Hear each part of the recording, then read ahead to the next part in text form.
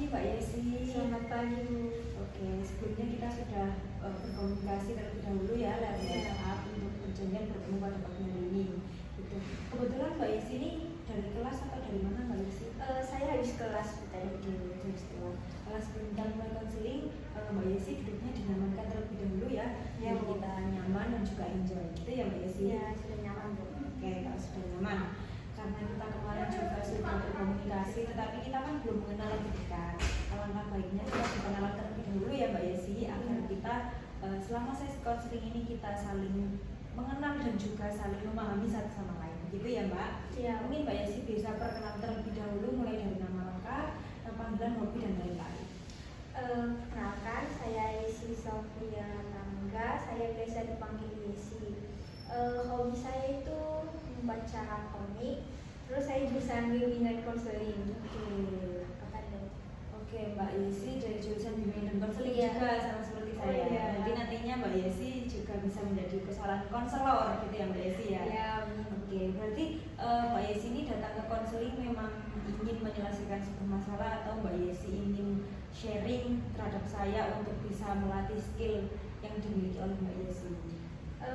Kalau saya dua-duanya ya, saya juga pengen nyelesain masalah, saya juga pengen belajar dari mbaknya gimana itu melakukan konseling gitu. Oke Mbak Yesi, jadi Mbak Yesi ingin kedua-duanya gitu ya. Oke Mbak Yesi, semoga kita nantinya juga bisa bekerja sama dengan baik agar bisa menyelesaikan permasalahan yang dialami oleh Mbak Yesi juga dengan baik. Gitu ya Mbak Yesi? Iya. Oke, jadi saya izin berkenalan terlebih dahulu ya Mbak Yesi. Perkenalkan, nama saya Siti Muftauljana, biasa dipanggil Tata. Mbak Yesi bebas panggil Mbak Tata atau Bu Tata, senyamannya Mbak Yesi aja, gitu ya? Iya.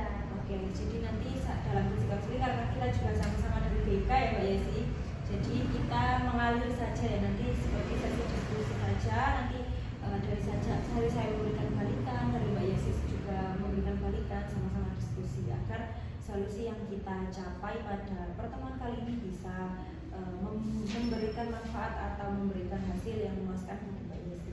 Itu ya Mbak Yesi? Iya. Oke, kalau boleh tahu tadi Mbak Yesi hobinya membaca komik ya Mbak Yesi? Iya. Komiknya itu seperti apa Mbak Yesi? Saya lebih suka komik yang romance. Habis itu saya juga suka komik apa ya, yang fantasi gitu. Oke. Nah, kira-kira Mbak Yesi ini membaca komik itu saat senggang atau saat Mbak Yesi kayak merasa lagi stres, lagi banyak pikiran, banyak tugas baru membaca komik? Kalau saya lagi senggang ya, lagi stres, waktu banyak lagi tugas lagi banyak-banyaknya juga iya. Jadi pilihan pertama saya selalu membaca komik gitu. Jadi dua-duanya ya Mbak Yesi ya, ketika senggang Mbak Yesi juga membaca dan ketika Mbak Yesi merasa stres juga membaca. Iya. Nah, menurut Mbak Yesi pribadi, hobinya Mbak Yesi ini membantu nggak ketika Mbak Yesi ini mengalami stres atau apa, dan membantu nggak ketika apa ya, kayak ketika Mbak Yesi lagi stres kemudian membaca komik, membantu nggak untuk meredakan stres tersebut? Terkadang membantu, terkadang juga enggak. Karena kalau saya baca waktu emang lagi butuh apa ya, butuh hal untuk mengalihkan pikiran ya pasti membantu. Tapi kalau kayak maksain buat baca komik waktu saya masalah saya masih tinggal di belakang, itu kayak masih apa ya, jadi tambah stres. Oke, jadi kadang berbeda-beda ya Mbak Yesi, Iya. kadang merasa terbantu, kadang juga tidak gitu. Oke Mbak Yesi, tetap kita bisa ketahui juga bahwa memang hobi itu tidak selamanya bisa menghibur kita. Ada kalanya juga kita bisa harus memprioritaskan hal yang lebih penting. Gitu ya Mbak Yesi ya. Oke, jadi saya sudah jelaskan juga kalau kita nanti konselingnya mengalir saja Mbak Yesi ya, kita sama-sama saling diskusi. Kemudian perlu diketahui juga Mbak Yesi, dalam sesi konseling ini kita juga ada beberapa asas yang harus kita patuhi dalam sesi konseling ini, di mana asas tersebut itu yang kita terapkan pada konseling pada kali ini itu ada 3. Yang pertama ada asas kerahasiaan, di mana cerita yang Mbak Yesi sampaikan ke saya itu akan saya simpan sampai forum ini saja dan tidak akan saya bawa keluar. Jadi memang benar-benar yang tahu masalah ini adalah saya, Mbak Yesi dan juga Tuhan kita, gitu ya Mbak Yesi. Iya. Kemudian ada asas keterbukaan, di mana saya meminta Mbak Yesi untuk terbuka dengan saya. Dan agar apa? Agar kita sama-sama bisa lebih enak dan juga lebih enjoy ya Mbak Yesi kalau kita sama-sama terbuka untuk menyelesaikan permasalahan ini. Kemudian ada asas yang terakhir, asas kesukarelaan, di mana Mbak Yesi memang benar-benar datang ke konseling memang atas kemauan dari diri Mbak Yesi, tidak ada paksaan maupun tuntutan dari orang lain, gitu ya Mbak Yesi? Iya. Apakah dapat dipahami? Bisa dipahami. Oke, jadi sesi konseling kita kali ini kita akan selesaikan atau kita habiskan dalam waktu 30 menit. Nanti jika dirasa selama 30 menit Mbak Yesi merasa kurang, merasa masih ada yang perlu ingin dibahas atau masih ingin perlu ditindaklanjut, kita akan melakukan perjanjian di pertemuan selanjutnya. Gitu ya Mbak Yesi? Ya. Oke, baik. Sebelumnya karena saya mohon maaf tidak membawa catatan, jadi saya mohon izin untuk membawa laptop ya Mbak Yesi ya. Iya. Tujuannya saya membawa laptop ini untuk mencatat poin-poin penting yang akan kita dapatkan selama sesi konseling ini nanti. Dan juga Mbak Yesi jangan khawatir, nantinya file ini saya simpan dengan serapat dan serapi mungkin agar tidak diketahui oleh orang lain. Gitu ya Mbak Yesi? Ya, silakan. Oke Mbak Yesi, jadi pastinya Mbak Yesi datang ke sini itu untuk melakukan sebuah konseling. Nah, Mbak Yesi itu memiliki sebuah permasalahan yang perlu kita bahas. Nah, kira-kira apa sih tujuan dari Mbak Yesi sendiri untuk datang ke konseling ini selain untuk menyelesaikan permasalahan dari Mbak Yesi? Kalau saya itu saya pengen mengungkapkan apa yang ada di pikiran saya pengen apa yang membuat saya merasa kesulitan supaya saya bisa merasa lebih lega gitu.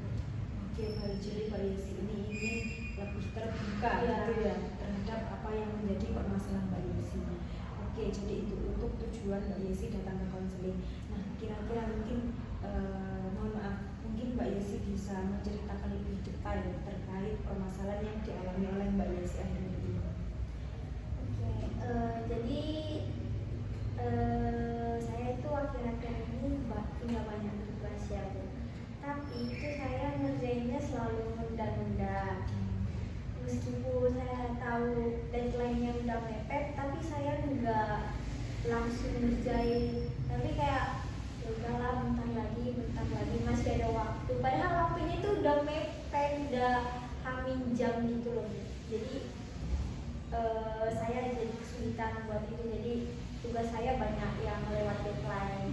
Oke, jadi Mbak Yesi ini merasa bahwa mengerjakan tugasnya itu selalu mepet deadline, bahkan sering sekali lewat dari deadline, dan juga Mbak Yesi ini selalu menunda-nunda dalam mengerjakan sebuah tugas, gitu ya Mbak Yesi ya? Ya. Oke, jadi bisa dikatakan permasalahan Mbak Yesi ini prokrastinasi akademik, begitu ya Mbak Yesi ya? Iya betul. Dimana itu adalah sebuah kondisi seorang siswa atau mahasiswa menunda-nunda dalam mengerjakan tugas akademiknya, gitu. Oke Mbak Yesi.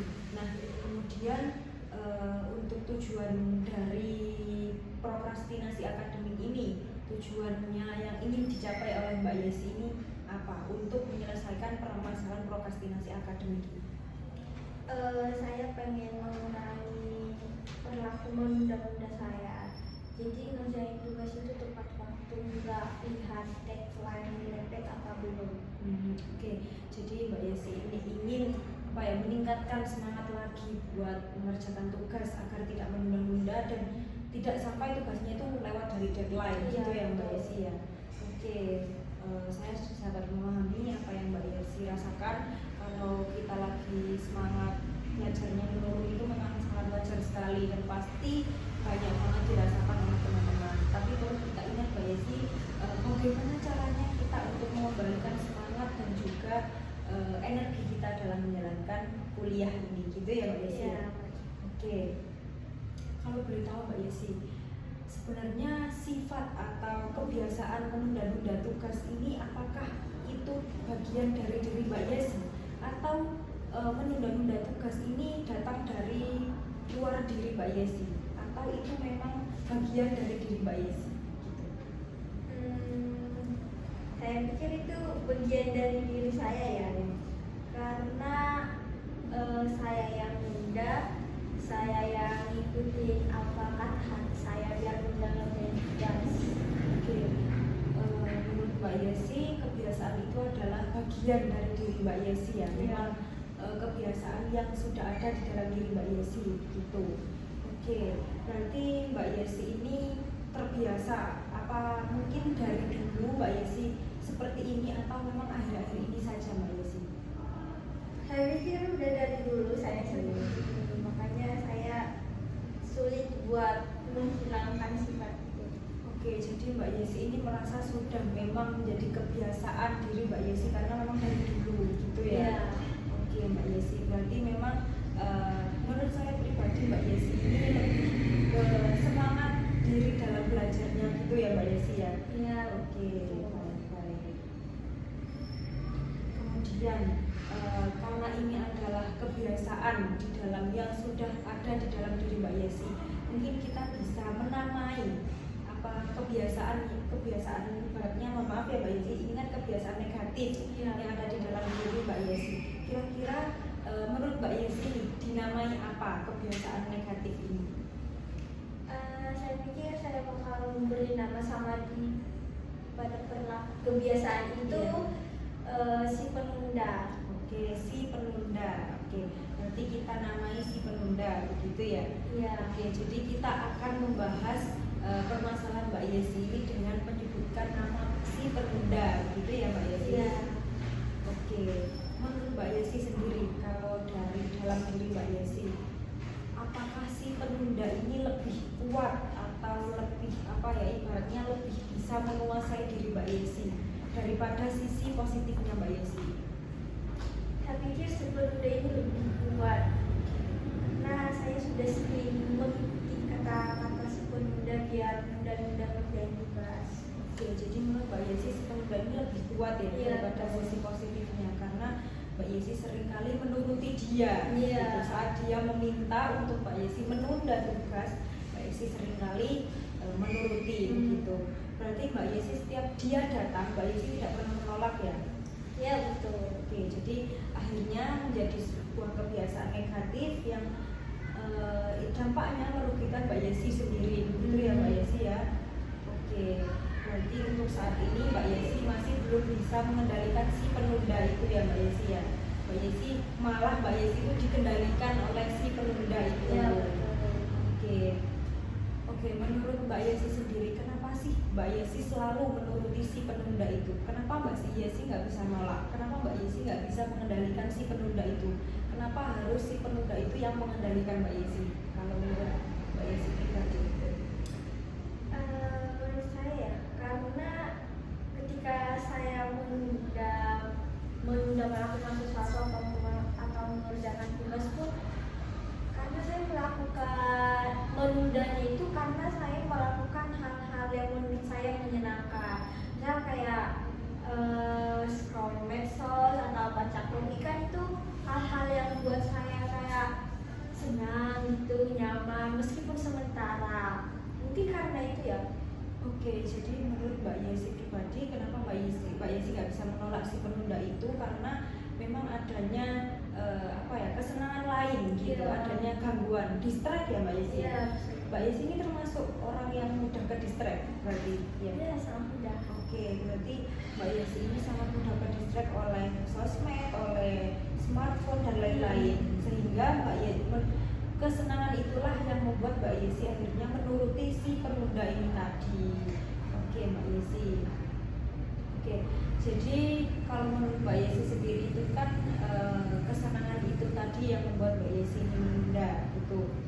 Pernah nggak suatu hari atau waktu Mbak Yesi apa gitu Mbak Yesi itu bisa mengendalikan diri Mbak Yesi atau Mbak Yesi itu bisa menolak si penunda itu tadi? Yang pasti pernah ya. Iya. Itu waktu saya ketika saya bisa fokus, ketika saya emang udah nyuruh diri sendiri kamu harus ngerjain ini, jadi nggak bisa nunda-nunda lagi. Kalau kamu nunda-nunda ini efeknya pasti bakalan sangat besar gitu. Oke, berarti Mbak Yesi ini pernah di suatu hari itu bisa mengendalikan, bisa fokus, karena Mbak Yesi menganggap dalam diri Mbak Yesi gitu ya, untuk tugas ini nggak bisa ditunda lagi. Nah, apakah dengan cara tersebut menurut Mbak Yesi pribadi bisa mengendalikan si penunda itu tadi? Dengan cara itu kan kayak mepet deadline gitu ya Mbak. Makanya Mbak Yesi kayak bisa melawan gitu. Menurut Mbak Yesi itu worth it nggak untuk diterapkan saat Mbak Yesi itu harus mengendalikan si penunda itu tadi? Saya pikir kurang ya, Kurang. 50-50 lah. Kalau memang deadline tugasnya udah mepet, saya bisa ngelakuin hal itu. Tapi kalau masih lama, kalau saya terus nunda kan saya masih bisa mempertahankan si penunda itu, nggak bisa ngilangin meskipun mana ya deadline-nya masih lama. Jadi kalau saya negasin ke diri sendiri, kamu harus ngerjain, padahal deadline-nya masih lama, itu susah. Iya, susah. Jadi ya 50-50 lah. Oke, jadi Mbak Yesi merasa itu belum berhasil 100%. Iya. Masih kayak setengah. Oke Mbak Yesi, mungkin kalau dari saya pribadi ya Mbak Yesi izin memberikan balikan. Mungkin kalau menurut saya Mbak Yesi, faktor itu juga bisa diperkuat dari dalam diri Mbak Yesi. Dimana menurut saya Mbak Yesi ini tidak ada semangat, maksudnya bukan tidak ada, maaf, belum ada semangat belajar belum ada semangat dalam mengerjakan secara penuh. Jadi Mbak Yesi menganggap bahwa ya sudah, nanti saja, deadline-nya masih lama gitu.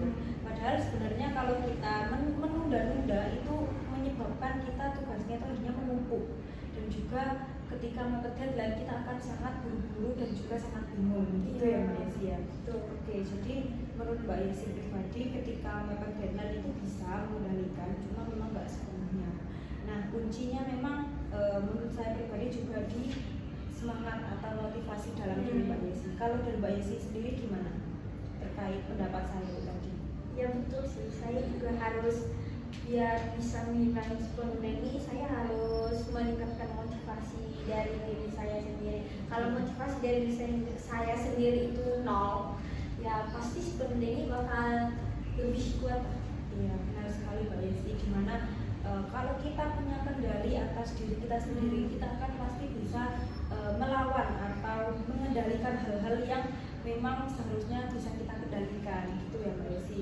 Oke, kalau dari Mbak Yesi sendiri, kira-kira menurut Mbak Yesi untuk meningkatkan motivasi dalam diri Mbak Yesi itu bagaimana? Mungkin dengan cara membaca komik, mengerjakan tugas, atau bagaimana? Itu susah ya. Iya. Karena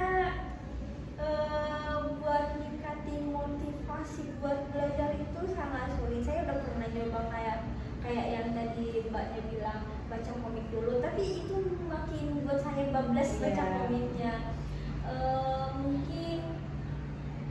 Mungkin yang belum pernah saya coba itu ngatur jadwal. Iya, ngatur jadwal, misal di jam segini saya harus baca komik, atau dari jam segini ngerjain tugas, jam segini belajar gitu. Oke, benar sekali Mbak Yesi. Kalau dari jadwal yang kira-kira belum pernah Mbak Yesi coba, itu bisa Mbak Yesi coba banget. Bisa juga dikombinasikan dengan to-do list juga Mbak Yesi. Jadi saya juga pernah mencoba Mbak Yesi. Saya juga pernah di posisi yang Mbak Yesi rasakan ini, bahwa kalau kita lagi down banget, lagi nggak punya semangat buat mengerjakan tugas, saya itu membuat jadwal dan juga to-do list itu tadi Mbak Yesi.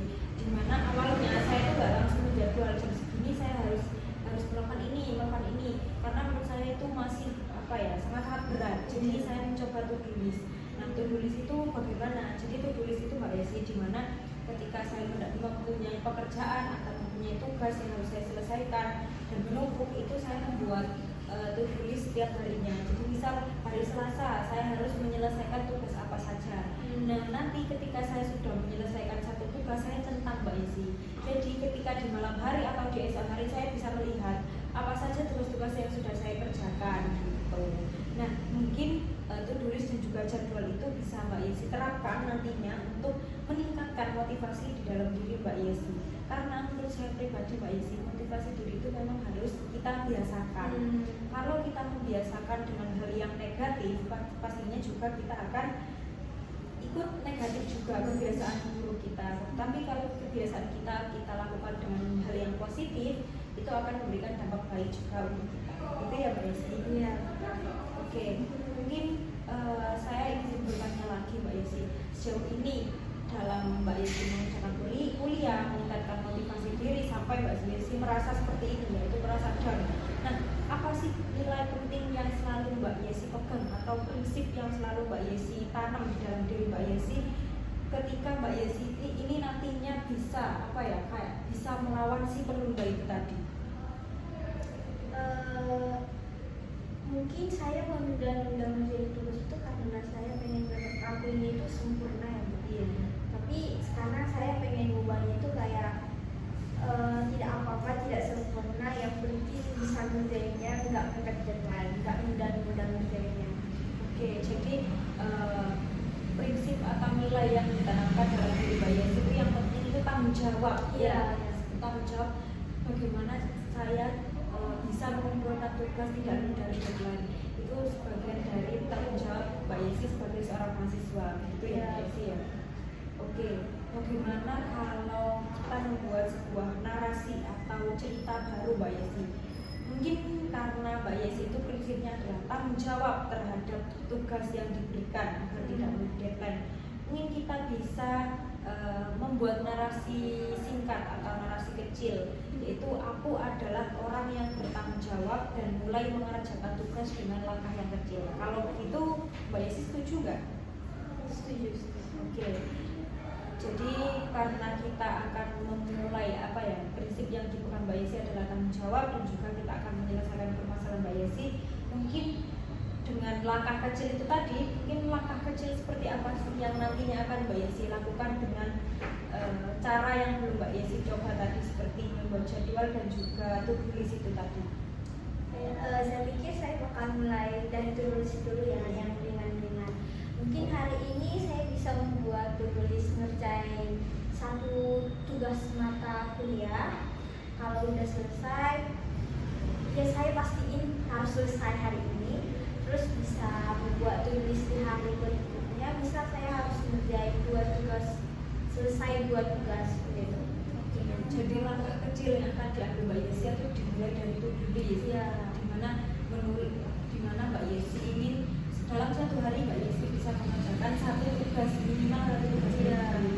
Jika Mbak Yesi merasa ternyata mengerjakan tugas dalam 1 hari itu cukup mudah ya, dan saya juga bisa menikmati kesenangan itu meskipun saya itu juga tetap mengerjakan tugas. Nah, kemudian nanti langkahnya bisa ditingkatkan menjadi sehari 2 kali dalam mengerjakan tugas. Gitu ya Mbak Yesi ya. Oke, itu adalah untuk langkah kecil tapi itu langkah hebat Mbak Yesi. Dimana menurut saya pribadi langkah itu yang akan membuat Mbak Yesi nantinya akan lebih bisa bertanggung jawab atas tugas yang diberikan kepada Mbak Yesi. Jadi nggak apa-apa Mbak Yesi dimulai dari tugas 1 terlebih dahulu, 1 tugas dulu, 2 tugas dulu. Nanti lama-kelamaan kebiasaan itu akan membentuk di dalam diri Mbak Yesi, yaitu menjadi kebiasaan yang positif. Itu ya Mbak Yesi. Oke, mungkin saya izin memberikan tugas rumah kepada Mbak Yesi karena kita juga menamai si penunda itu. Karena kita menamai kebiasaan negatif yang ada di dalam diri Mbak Yesi adalah si penunda. Nah, saya ingin Mbak Yesi itu menulis untuk Mbak Yesi di masa depan atau di kemudian hari, untuk Mbak Yesi ini lebih baik lagi untuk melawan si penunda itu tadi dengan strategi yang sudah kita sepakati tadi, yaitu dengan cara Mbak Yesi itu menulis to-do list sama menulis jadwal agar Mbak Yesi ini tahu Mbak Yesi ini akan mengerjakan apa saja di hari ini dan besok gitu. Jadi nanti tugasnya akan kita bahas di pertemuan selanjutnya Mbak Yesi, untuk kita melihat juga kemajuan atau strategi yang sudah diterapkan oleh Mbak Yesi. Gitu ya Mbak Yesi? Yes. Oke. Nah, kira-kira ketika Mbak Yesi ini semangatnya lagi down, lagi rendah gitu ya, kira-kira siapa sih yang memotivasi Mbak Yesi untuk agar tetap tidak turun, tidak down motivasinya? Saya pikir keluarga saya. Jadi saya kan sering cerita kalau lagi memang banyak tugas atau lagi stres, bisa ngeluh ke adik saya, terus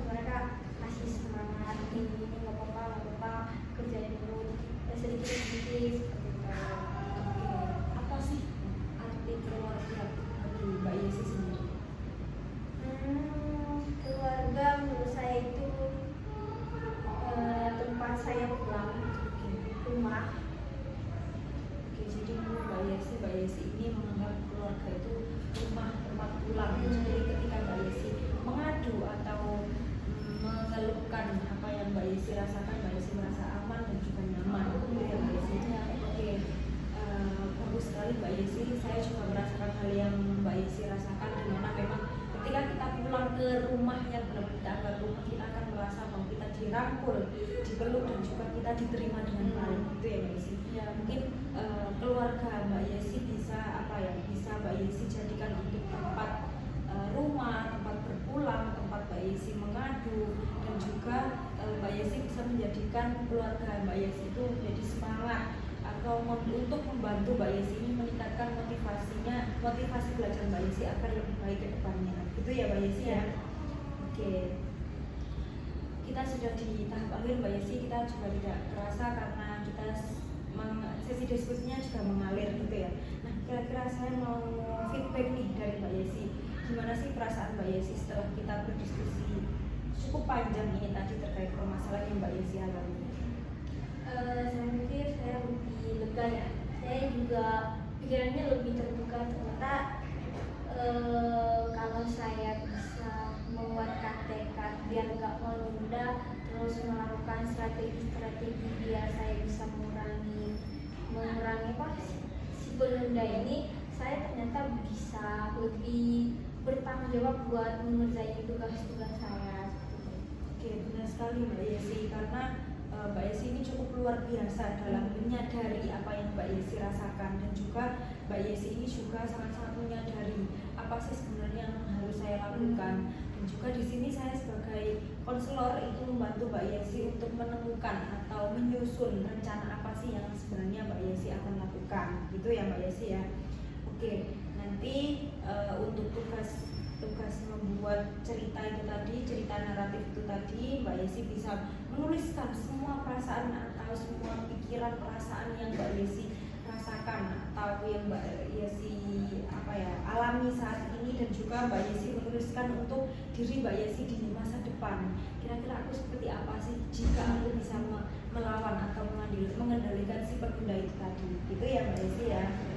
Oke, baik, karena kita juga sudah 30 menit ya Mbak Yesi melakukan sesi konseling ini, dan juga saya apresiasi setinggi-tingginya untuk Mbak Yesi, karena Mbak Yesi juga yang pertama sudah berani bercerita, kemudian Mbak Yesi juga sudah memiliki kesadaran yang sangat tinggi terhadap apa yang dirasakan oleh Mbak Yesi. Saya harap langkah kecil yang sudah kita diskusikan nanti bisa membawa dampak yang baik bagi Mbak Yesi ke depannya, gitu ya Mbak Yesi? Ya. Oke, jadi untuk pertemuan selanjutnya kita nantinya akan berdiskusi lewat WhatsApp saja ya Mbak Yesi. Nantinya selama seminggu ke depan ini Mbak Yesi bisa menerapkan langkah kecil yang sudah kita diskusikan tadi. Nanti di pertemuan selanjutnya kita akan mendiskusikan terkait apa saja sih yang Mbak Yesi dapatkan saat menerapkan, kemudian hambatan apa saja yang Mbak Yesi hadapi. Nanti kita akan mendiskusikan dan juga menyelesaikan permasalahan Mbak Yesi dengan baik, begitu ya? Ya, siap. Oke, baik, terima kasih banyak Mbak Yesi. Selamat sore. Selamat sore. Kamu nih Yes? Kan nggak sampai 30 nggak sih?